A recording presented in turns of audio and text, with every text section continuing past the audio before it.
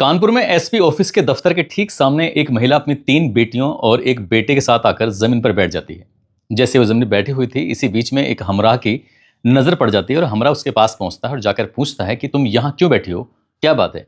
वो महिला हाथ जोड़ते हुए कहती है कि मुझे साहब से मुलाकात करनी है, क्या मेरी आप साहब से मुलाकात करवा देंगे। वो पूछा जाता है कि कारण क्या है। वो कहती है कि मैं जाकर कारण सिर्फ साहब को ही बताऊंगी, मेरी मुलाकात करा दो, मेरी बच्चों की भी मुलाकात करा दो। इसके बाद उस हमराह ने रास्ता दिखाया, उसने कहा कि ठीक है आप साहब के पास चले जाओ। वो एसपी साहब के पास जाती है महिला और एसपी साहब के पास जाने के बाद कहती है कि साहब, हमारा जो गांव है यहाँ से लगभग 150 किलोमीटर दूर है, मैं अपने गांव से आई हूँ, मेरी 3 बेटियां हैं, एक बेटा है, हम लोग बहुत परेशान हैं, समझ नहीं पा रहे हैं आखिरकार करें तो क्या करें, आप ही हमारी मदद कर सकते हैं। जैसे एसपी ने सुना, उन्होंने कहा कि ठीक है मुझे पूरी बात बताओ, क्या बात है, मैं तुम्हारी किस तरह से मदद कर सकता हूँ। महिला कहती है कि साहब जो मेरा पति है वो भी पुलिस में कांस्टेबल है, सिपाही है, लेकिन उसने 2 और महिलाओं के साथ संबंध बना रखे हैं, उन्हीं के साथ आता है जाता है, लेकिन कभी घर नहीं आता, हमसे बातचीत नहीं करता, तो इसलिए आप मेरी मदद कर दीजिए। मैं अपने बच्चों की कैसे परवरिश करूं, मेरी समझ में नहीं आता है। पति आए या ना आए, लेकिन वो कम से कम बच्चों के लिए कुछ तो मदद करता रहे।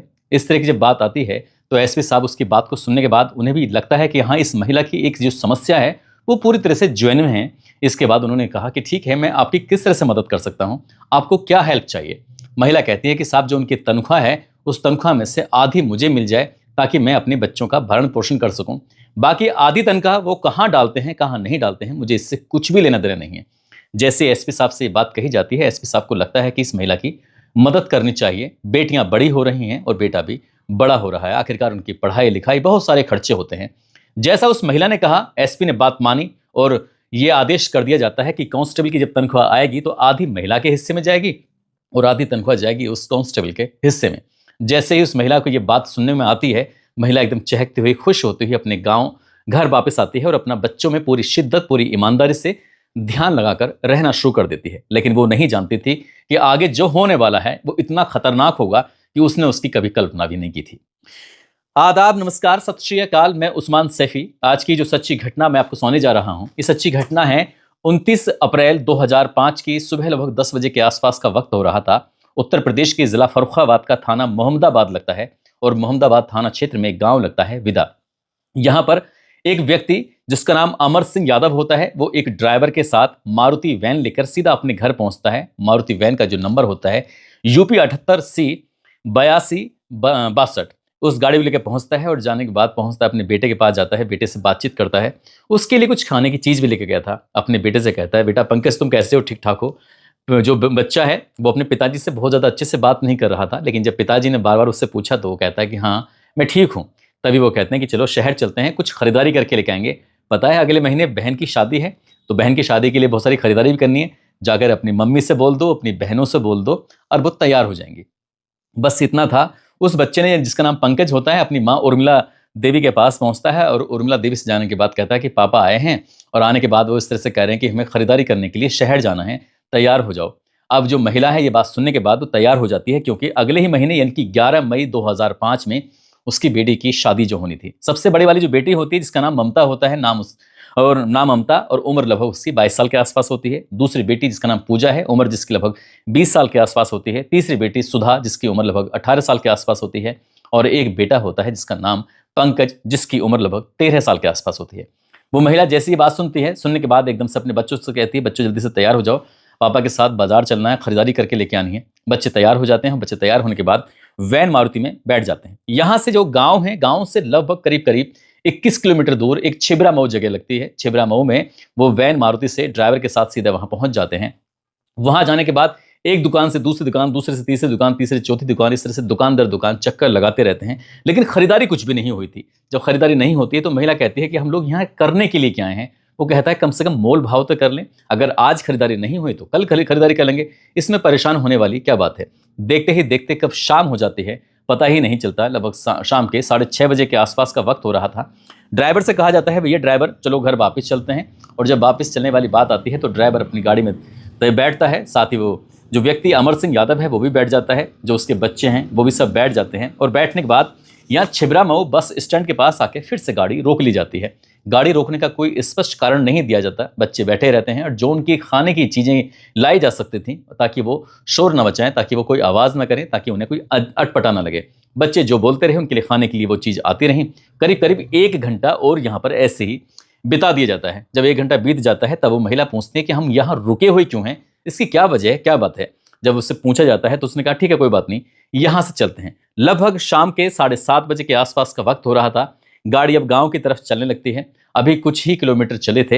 ये जहां गंज रोड पर एक उदाहरणपुर पुल पड़ता है, उससे लगभग 25 से 30 मीटर गाड़ी अभी आगे गई थी और इसी बीच में ड्राइवर कहता है कि साहब बहुत ज़्यादा गाड़ी हीट हो गई है, गर्म हो गई है, गाड़ी रोकनी पड़ेगी। अगर हमने गाड़ी नहीं रोकी तो इंजन हीट हो गया है, जिसकी वजह से इंजन बिल्कुल जाम हो सकता है, काम करना बंद कर सकता है, इंजन फट सकता है। इस तरह की बात थी। बच्चों से कहा जाता है कि बच्चों बिल्कुल परेशान मत होना, हम गाड़ी को थोड़ा ठंडा करना चाहते हैं, इसलिए तुम गाड़ी के अंदर भी आराम से बैठे रहो। जब गाड़ी के अंदर बैठने वाली बात आती है तो गाड़ी कुछ इस तरह से खड़ी की जाती है ताकि और आने जाने वालों को दिक्कत ना हो और बराबर में थोड़ी गहरी सी खाई भी होती है। गाड़ी को रोका जाता है, मारुति वैन को रोकने के बाद उसके अंदर से एक कट्टी निकाली जाती है और कट्टी निकालने के बाद जो इंजन होता है उसमें वो जो पानी है वो डाल दिया जाता है, साथ ही जो गाड़ी के चारों तरफ डाला जाता है और जो भी उसमें कट्टी के अंदर सामान था उसके बाद जैसे ही उसकी खिड़की खोली जाती है, खिड़की खोलने के बाद उसमें एकदम से और अंदर डाल दिया जाता है वो जो, लेकिन वो पानी नहीं था बल्कि वो था पेट्रोल।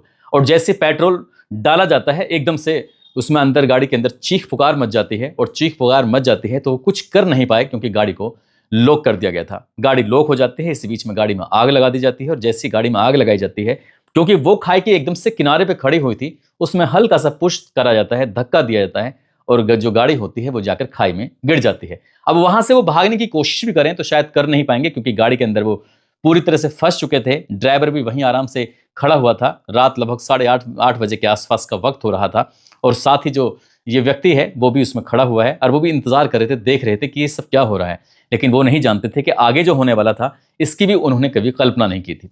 अभी वक्त ज्यादा नहीं हुआ था, आग अभी पूरी तरह से अपने विकराल रूप में धारण ही नहीं की थी कि जो इस इलाके के इंस्पेक्टर साहब होते हैं जिनका नाम उमा शंकर यादव होता है, इत्तेफाक से सौभाग्य से वो अचानक से अपनी टीम के साथ, क्योंकि वो गश्त पर निकले हुए थे, वो जैसे आते हैं उन्होंने जलती हुई गाड़ी को देखा, तब ये दोनों मौका पाते ही भाग जाते हैं, ड्राइवर भी और जो दूसरा व्यक्ति अमर सिंह होता है वो भी। इंस्पेक्टर ने देखा कि गाड़ी में आग लग रही है और वो देख रहा था कि अंदर कुछ लोग फंसे हुए हैं और आग ने एकदम से विकराल रूप धारण कर लिया था, लेकिन उन्होंने हिम्मत नहीं हारी और वो पास में जाते हैं, जो भी वहां पर मिट्टी थी या रेत था उसे बहुत तेजी के साथ फेंकना शुरू कर देते हैं क्योंकि टीम में कई सारे पुलिस वाले होते हैं। पूरी शिद्दत पूरी ईमानदारी के साथ उस आग को बुझाने की कोशिश कर रहे थे, लेकिन तब तक काफी मात्रा में आग जल चुकी थी और अंदर भी आग लगी हुई थी। आखिरकार शीशे तोड़े जाते हैं और शीशे तोड़ने के बाद जो उसके अंदर फंसे हुए थे उन सब फंसे हुए को बाहर निकाला जाता है और जब निकाल रहे थे तो एक एक करके, जिसमें उर्मिला देवी होती है, उनकी बड़ी बेटी जिसका नाम ममता होता है, दूसरे नंबर की बेटी पूजा होता है, तीसरे नंबर की बेटी सुधा होता है और चौथे नंबर में उनका बेटा होता है जिसका नाम पंकज होता है।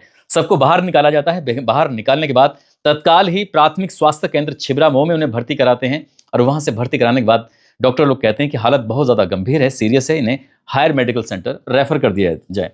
जब हायर मेडिकल सेंटर उन्हें रेफर किया जाता है तो इसी बीच में उच्च अधिकारियों तक भी सूचना पहुंच जाती है और अभी सब ये बोलने की हालत में थे, बताने की हालत में थे कि पूरी घटनाक्रम हुआ क्या था, कैसे हुआ था। इसी बीच में फिर उच्च अधिकारी पहुंच जाते हैं, मजिस्ट्रेट पहुंच जाते हैं और मजिस्ट्रेट के आने के बाद फिर बयान होना शुरू हो जाता है। जो उर्मिला देवी होती है वो बयान देती है, वो कहती है कि साहब अमर सिंह यादव उत्तर प्रदेश पुलिस में कांस्टेबल के पद पर तैनात है, जिसकी पोस्टिंग कानपुर में कल्याणपुर गुरुदेव पैलेस चौकी है, वहां पर उसकी पोस्टिंग होती है। दरअसल उसका एक शशि नाम की और एक भर्थना नाम की एक महिला के साथ अवैध संबंध है। हो सकता है कि उसने उससे शादी भी कर ली हो, इसलिए वो हमसे किनारा करना चाहता था, हमारे बच्चों से किनारा करना चाहता था, हमसे दूर रहना चाहता था। एक दिन वो एसपी के पास जाती है और एसपी के पास जाने के बाद उनसे मदद मांगती है। कहती है वो चाहे कहीं भी जाए, मुझे आधी तनख्वाह मिल जाए तो मैं अपने बच्चों का भरण पोषण कर सकती हूँ, इसलिए मेरी परिवार की आप मदद कर दीजिए।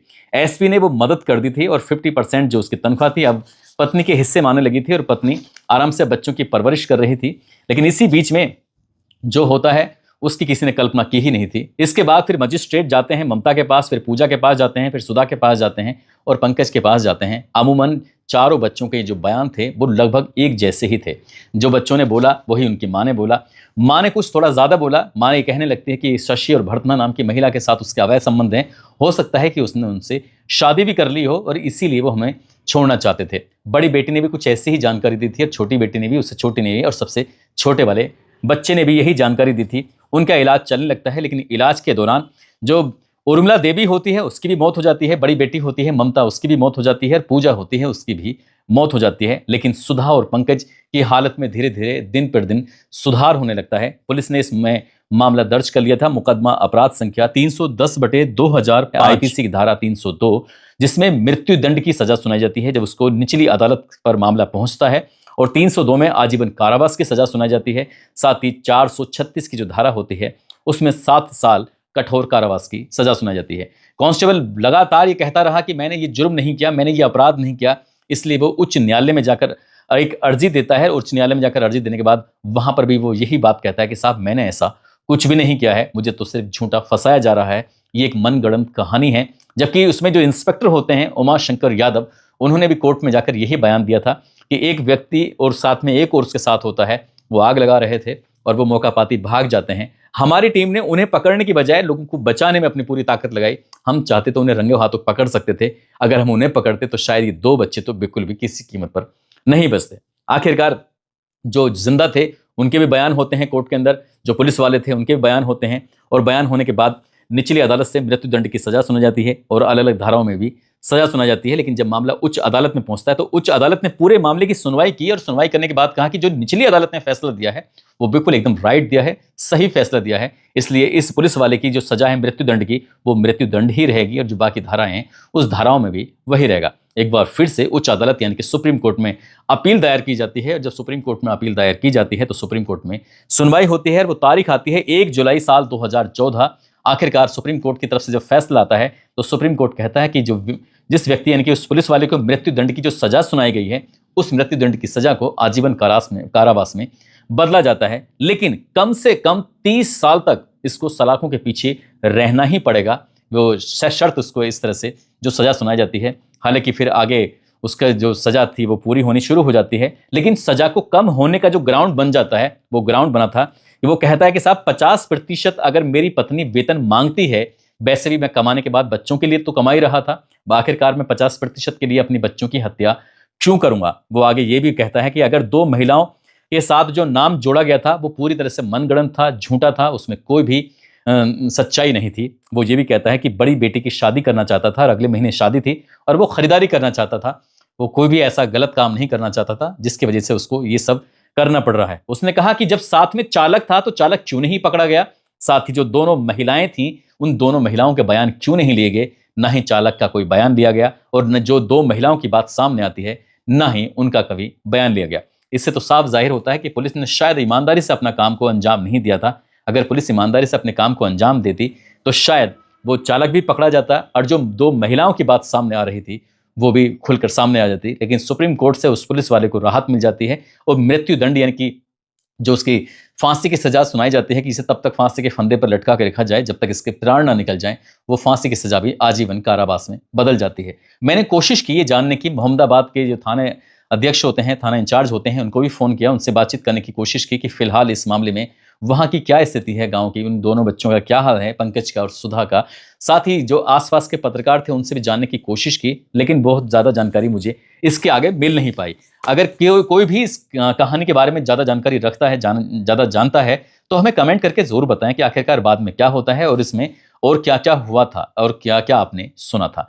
दोस्तों, इस पूरे घटनाक्रम को सोने का उद्देश्य किसी को परेशान करना नहीं है, किसी का दिल दुखाना नहीं है, बल्कि आपको जागरूक करना है, आपको सचेत करना है। और जाते जाते मध्य प्रदेश के रहने वाले हैं हार्दिक सकवार, और साथ ही मुजफ्फरनगर के रहने वाले हैं सोनू, दिलजीत, और हरदोई से हैं सत्येंद्र कुमार। आज इन सभी का जन्मदिन है। इन सभी को जन्मदिन की ढेरों सारी शुभकामनाएं, बहुत बहुत मुबारकबाद। और कुछ लोगों ने नाम लेने की अपील की है, जिसमें रेखा वर्मा हिसार से, सुनीता देवी, कविता सैनी, कमल सिंह हरियाणा से, मोहम्मद तोकीर आज़ाद, शफीक अहमद दिल्ली से, कमलेश राजपूत मैनपुरी से, ममता मौर्य, योगिता शर्मा रेवाड़ी से, हरी सिंह नेपाल से, अर्जुन लाल प्रयागराज से, सुनील शर्मा, पूनम शर्मा सहारनपुर से, सलमान मंसूरी, शहाबुद्दीन सैफी मुजफ्फरनगर से, राहुल शर्मा, अमित यादव बहराइच से, पवन कुमार, नीलू मेघवाल, अफजल अंसारी, सुरेंद्र गुज्जर, मुमताज मलिक, कृपया चौरसिया मुंबई से, रोशनी सिंह, जाहिद खान कोटा से। आप सब लोग अपना ख्याल रखें, सुरक्षित रहें। जय हिंद, जय भारत।